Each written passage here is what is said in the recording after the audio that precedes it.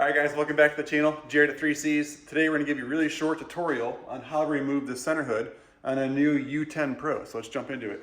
So I apologize, they didn't change this design this year. We were really hoping that this is just gonna be like a latch with like some hinges, but they didn't. They kind of kept it similar to the old U-Force 1000.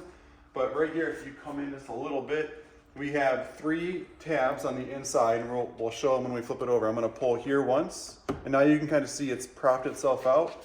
We're gonna pull once here, and so now the front is unclipped. I can kind of feel it. And then we have the same 3 up here in the middle. So I'm gonna pull once here. I can feel that's out here, and then this one's out. Now that I got all 6 of those, I'm gonna pull forward on the hood. So all I'm gonna do now is just kind of pull carefully forward on it, like this. And now our center hood is completely off, and we'll show you what we do here at the shop. And every new machine that we sell, you can see the red grease on there.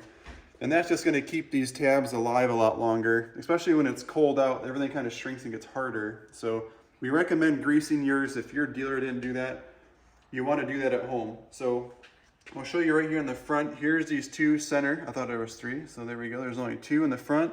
They kind of catch there. And then there's 3 across the back. But the trickiest part to this is gonna be, if you can see these 1, 2, 3, they kind of like have to catch into these grooves right here.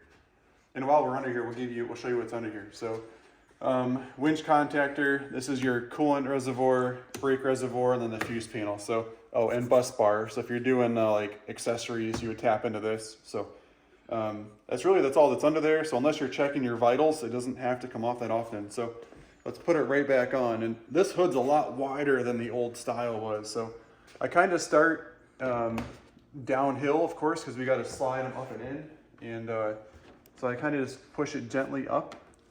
And I'm going to start the other side up as well. And this one's definitely good on that side. And I'm going to like push one of these tabs in to kind of hold that side. And you can see this side did not catch, so show that a little bit there, just so people at home know that what you got to do is bring it back downhill, push it back up again. And now I know that it is caught because we've got like a nice really tight seam there.